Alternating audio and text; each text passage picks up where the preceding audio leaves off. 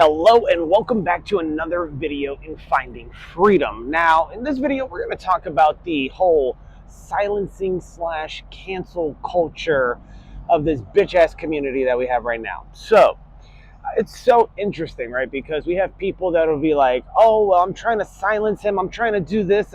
I ruined his life. I gave him a label. I did this. So now if anything happens, you could just say this. And we leaked out his HIPAA information and blah, blah, blah. But when you reverse the tables, right? When you flip the tables, which was done somewhere, and now you go ahead and put it on them, all of a sudden it's difficult, right? All of a sudden it's hard. All of a sudden people want to say, why are you still talking? And somebody's got to scream out, because they're soft. What the fuck is wrong with you? Like, what, do you not understand? Like, do you like, I remember when I was a kid, I used to watch movies and like pretend, as most kids do, like that they're the character in the movie. And then, of course, as you get older, people might try to take advantage of that. So they might think that, oh, well, if I show you a movie or if I hear you or see you watching a movie, then maybe we could recreate that around you and we could have like some Hollywood setup, so on and so forth, and maybe mess with people psychologically that way until you get them on camera or you punch them in the fucking face.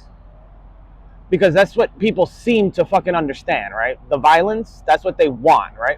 Because let's face it, don't you think it's weird that the vice president visits the Pope and then within like 48 hours, the Pope is dead, replaced with somebody from the United States, because an attack on one is an attack on all? So strategically, from a militaristic standpoint, let's go ahead and put one of our people in there and it'll be great. It'll be celebrated as one of the greatest things that ever were to happen, right? Because what happens is, well, the Pope is now protected because, well, he's from the United States, and if you attack the Pope, then that enacts NATO and they're forced to, well, jump into whatever conflict that gets settled. Catholicism is relatively, well, strong all over the place, especially in South America, Mexico, and other Latin countries, psychologically speaking, so on and so forth. So let's not forget that factor. And then, of course, you have all the other chaos and animosity going on, right? Because, I mean, let's think about it. If Pope Francis was still there, well, that would have been somewhat okay, decent, etc. But Chicago, why Chicago? Why Leo, right? Well, Leo is an acronym for law enforcement officer. That's one. And then, of course, well, you want to hedge and an attack on one. So even if they attack them, then they're going to attack everybody else. And psychologically, other people that are, Catholic or whatever would also get upset. So it makes sense that way. And then, of course, I was talking with ChatGPT and other things, so on and so forth. And then, of course, well, what countries in South America are China and other BRICS nations, well, messing with or dealing with, right? So wouldn't it be strategic to also place people in Venezuela and Ecuador so that you're in between the conflict, or you already have some people there in order to defend against fucking stupidity, to trigger something? Meanwhile, everybody's just standing around twiddling their thumbs, right? Running their mouth, not knowing or seeing the bigger picture, right? You got Ukraine and Russia. Well, Ukraine and Russia also have other countries that border it, Finland, etc., so on and so forth, right? But if Italy, the Vatican, so on and so forth, which controls, they have their own military, by the way, controls most of the Catholic religion in dioceses, the Roman Catholic dioceses. Those of you in Charlotte know the Roman Catholic diocese building down in Charlotte, so on and so forth. Then, of course, we position people in Venezuela because Venezuela is number 3 when it comes to oil production. So we wanted to hedge our bets because of, well, the OPEC deal, which meant that we're no longer trading U.S. currency for oil, so on and so forth. So we have to take over another location in order to secure certain resources, do we not? And then that'll be an excuse to move in personnel, etc. It's like if you've seen Burn Notice with Michael Weston, and it's literally in the first episode where he's talking to the little kid and he's like, oh, it works with, a lot of third world countries. All you do is cut the head off a snake and the body will, follow, so on and so forth. You remove the person in power or the head of the snake etc. And then you put your own person in place, and now you control that whole area, and you control all the people that follow that person, that individual, that thing, etc. Right? Psychologically speaking. Let's do a mic check. If you're still with me, go ahead and smash. Still with me? Go ahead and smash that like button. Don't forget to follow me, because there's a lot of people that were curious, right? I had a gentleman on stage, he's like, I got to be careful because, in certain places they need me to sound sweet. Some people would call it pillow talk. And I remember I was looking up something online. Oh, the different religions and how many people believe in those religions. Don't know if you guys remember that. But somebody comes out on stage and they're like, the only reason people are looking this up is because we're going to go to war. And I was just like, why don't you speak a little louder, etc.? Why don't you be a little bit more indirect? Why don't you mess up my life and give my family more ideas to deal with, right? Why don't you give my sister more information to run her mouth with? My mother, more stuff to play Two-Face with, right? So on and so forth. More fictitious labels, because Lord knows brother can't read a book. Oh, wait, no, I can, because if you're tracking me and my GPS, I went to the law library. I went to go see other important individuals. I went to the Capitol. You know that I'm on my way to go see and pull out medical journals to question the doctors in the area for, God knows, a class action lawsuit. You see what's happening with everything else.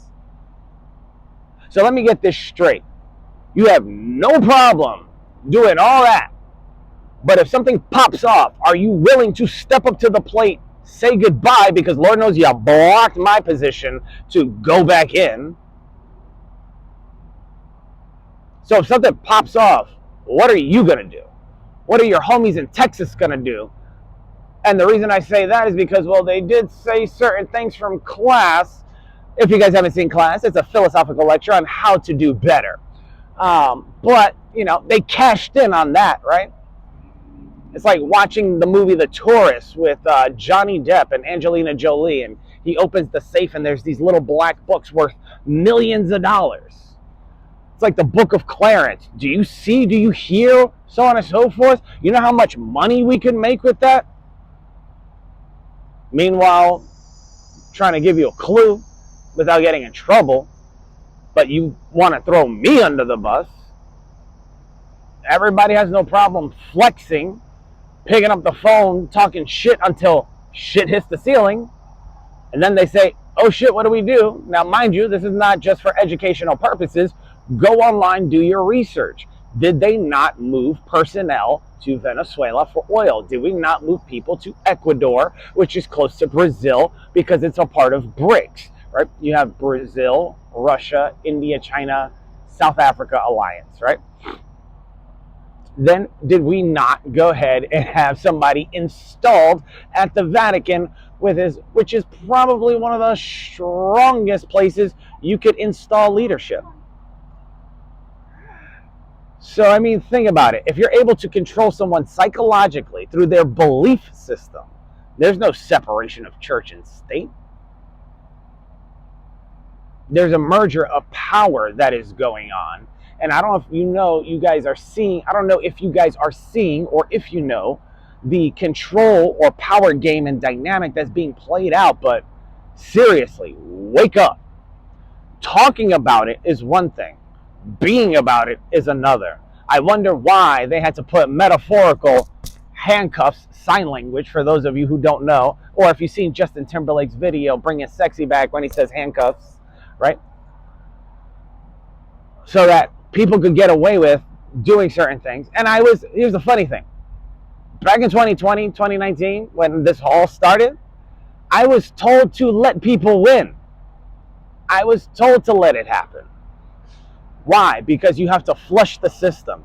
Now, Atrium Health, if anybody in there wants to run their mouth like they did at fucking Novant, why were people asking me when I woke up in there and I said, we got to flush the system? And then they got worried. But then a couple years later, Trump removes certain qualifications or things, right, titles, for other fields, so that military personnel can now work in hospitals. And then, of course, riddle me this. Andrew Bustamante talks about Title 50 and national security and all these other things because people know people in the Air Force. Remember, I move on 1 along with a couple other people. And if 0 is a placeholder, then he moves on 5. But then you enact Title 50 before it goes to Title 10, right? And Title 10 would bring in military presence and give justification, and for you attorneys out there or lawyers, premise to instill martial law because some people are way too fucking corrupt. Not like they're not corrupt anywhere else, but need to get their shit in check. And if Title 50 doesn't work and they have to bring in Title 10, there's going to be an issue. And that's going to be hilarious because the way this will probably play out is that they will draw our forces outside of the country. They will trigger a war outside where we have to leave, right? Active duty military personnel, because they hit their quota. Remember, they were bragging about that so that they can leave. Then they treated veterans, so on and so forth, a certain way, so they separated them from their families. But when I went to Florida, I told certain people, I say, yo, when Marines, even veterans, start popping up and you start seeing more of those stickers, something's about to go down. And then all of a sudden, imagine this scenario. You have Chicago already in the Vatican. You have personnel in South America, etc. Things get a little bit too crazy. Somebody sneezes the wrong way. Something occurs. Well, you need justification. It's like taxes, right? There's a number, a threshold for more than like 10,000 people to move at once. You could do them in small increments, but if you move more than 10,000 people at once, you're going to need a congressional hearing. Just like making more than $10,000 in a month, whatever the case may be, you got to declare that, etc., within the IRS tax code, etc. So now that our forces are outside, what's going to happen inside the country, right? Well, if something happens inside the country, they're going to be forced to enact either Title 10 or, well, you decide. What happens when nobody's here to protect you that you should have protected in the first place? You got to separate, divide and conquer, right? Sun Tzu, Art of War. I said that to somebody from Germany a long time ago in a condo. She said something, DMX song came on, and I was like, Sun Tzu, Art of War. Like I was saying a Jitsu from Naruto or Bleach or whatever, right? And I was just like, yo, if you separate the security from the people that they're supposed to be protecting, right? Because remember, Kamala Harris and Donald Trump, they both had people that were former military or both Marines that so on and so forth when they were running because it sounded good, looked good, etc., blah, blah, blah. Why is that? One actually competed, one just kind of like slid in there, lied about everything, and then military personnel had to get on social media and be like, well, there's nobody deployed, what the hell are we doing here? Which was the biggest slap in the face ever. So I mean, really, let's think about this, because if you're playing with Title 50 and saying all these things and blah blah blah, you do realize Title 50 comes before Title 10 is enacted. So if somebody says they move on 1, but you don't know 0 is a placeholder because you're stuck on stupid, and somebody else says I move on 5 because they got 5 on it, why does Lincoln sit behind bars? They're no longer making pennies, which has Lincoln on it. I mean, there's a reason for it. They don't call them bars, they call them columns, right? But the Colosseum is in Rome. So what are we playing here? Think about it. This is something where I just wanted to bring certain things together for certain individuals so that in the future, when things start to, piece together, right? Because everybody wanted to be a part of it. And it reminded me of that movie where, who was it? Dwayne Johnson, where he was like in the CIA and Kevin Hart was in there. And he's like, I don't want to be a part of it. I don't want to be a part of it. No, it's too late. You're already a part of it. You got in this far. You wanted to know this much. It's too late. You're already a part of it. And everybody that's communicating amongst each other is also a part of it. And what's funny is that in persons of interest, there's a technique where they go and they get somebody's phone and then they clone it, etc. But here's the thing. Technology's so smart. So if you can clone somebody's phone, install software where it acts almost as a pebble in a pond type of thing, right?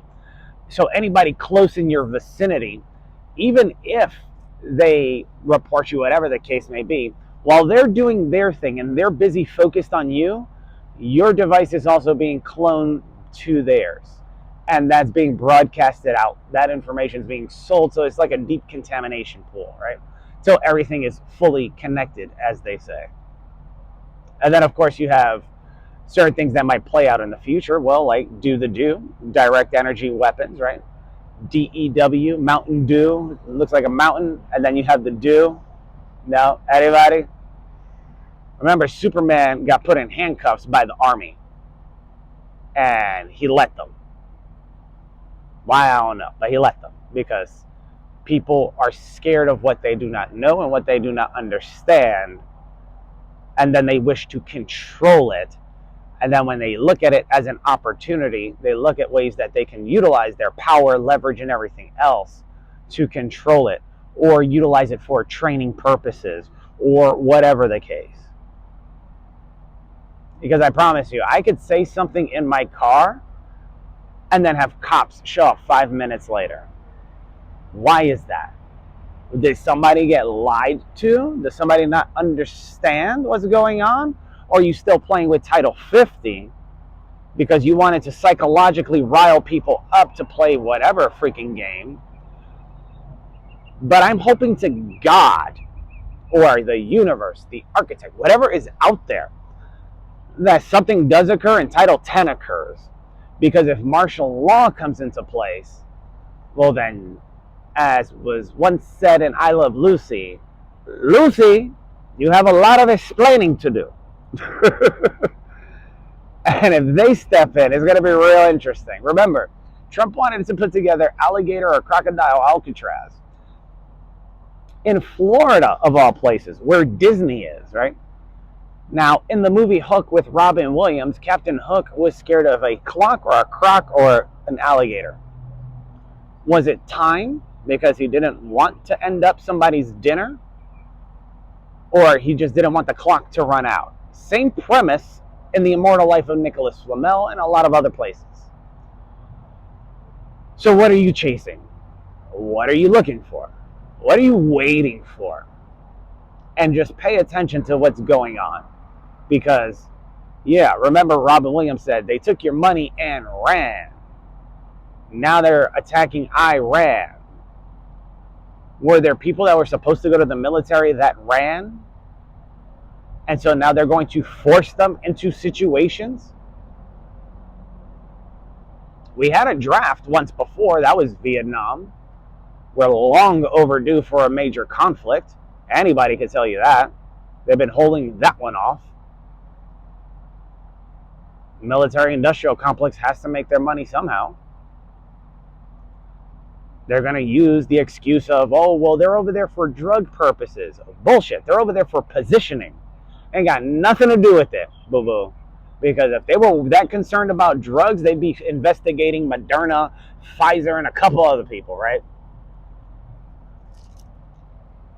It's an excuse.